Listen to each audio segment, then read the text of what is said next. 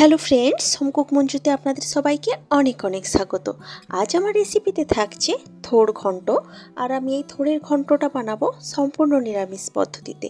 তো ভীষণই সুস্বাদু এই থোড়ের ঘন্টের রেসিপি আমি কিভাবে বানাচ্ছি এখন আপনাদের সাথে এটাই শেয়ার করছি। চলুন, এখানে দেখুন থোড়টাকে আমি কেটে নিয়েছি খুব ভালোভাবে। আর থোড়টাকে কেটে নেওয়ার পর ভালোভাবে জল দিয়ে ধুয়ে জলটাকে ঝরিয়ে রেখেছি।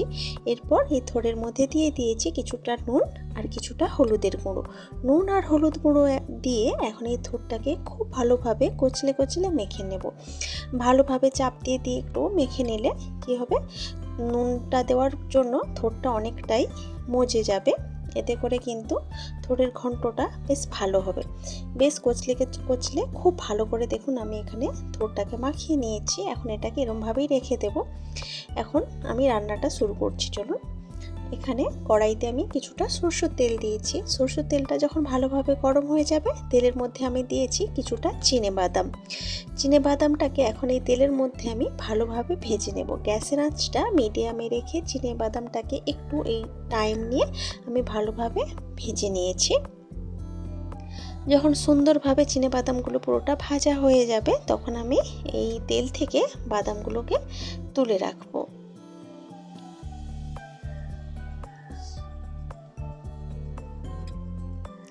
তো বাদামগুলোকে তুলে রাখলাম। এখন আমি এই তেলের মধ্যে দিয়ে দেব কিছুটা শুকনো লঙ্কা আর তেজপাতা, আর তার সাথে দেব কিছুটা গোটা জিরে।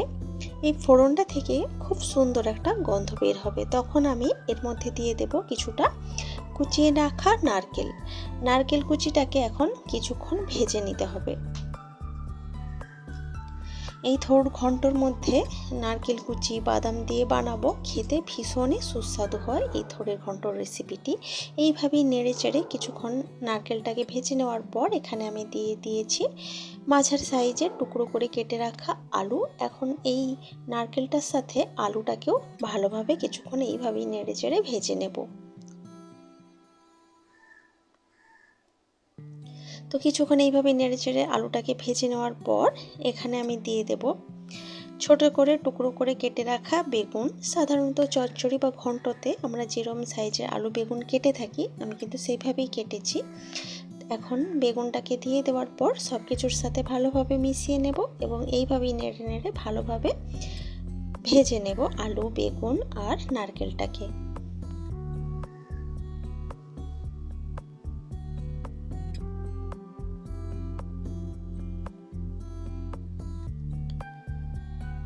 তো বেশ কিছুক্ষণ এইভাবেই কিন্তু সব কিছু ভালোভাবে ভেজে নিলাম। এখন আমি এর মধ্যে দিয়ে দেব কিছুটা আদা বাটা, 1 চামচ মতো আদা বাটা আমি এখানে দিয়েছি। এরপরে আমি দেব এখানে কিছুটা জিরের গুঁড়ো দেওয়ার পর দিয়ে দেব আমি স্বাদ মতো নুন। থোড়ে যেহেতু আমি নুন দিয়ে রেখেছি, মাখিয়ে রেখেছি, সেই জন্য সেই বুঝেই কিন্তু এখানে আমি নুনটাকে অ্যাড করলাম। তো নুনটা দেওয়ার পর সব কিছু এখন ভালোভাবে কষিয়ে নিচ্ছি। আদা বাটাটা যাতে, যে কাঁচা গন্ধ থাকে আদা বাটার, সেই কাঁচা গন্ধটা যাতে চলে যায়, তো সেইভাবেই আমি কিছুক্ষণ কষিয়ে নিচ্ছি।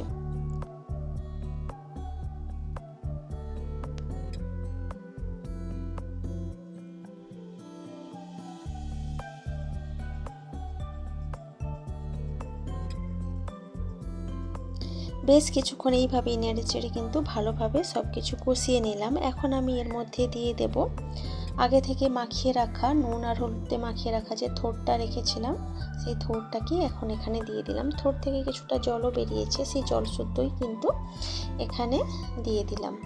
এখন সব কিছু একসাথে খুব ভালোভাবে মিশিয়ে নিচ্ছি।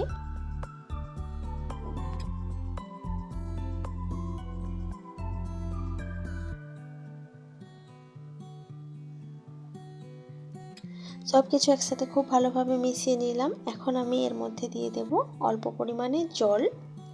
খুব বেশি কিন্তু জল দিইনি, যেহেতু আলু বেগুনের টুকরোগুলো ছোট করেই কেটেছি, আর থোড়টাও কিন্তু খুব ভালোভাবে ঝিরিঝিরি করে কেটে রেখেছিলাম। তারপর নুন দিয়ে মাখিয়ে রাখার পর বেশ কিছুক্ষণ কিন্তু মজে গেছে।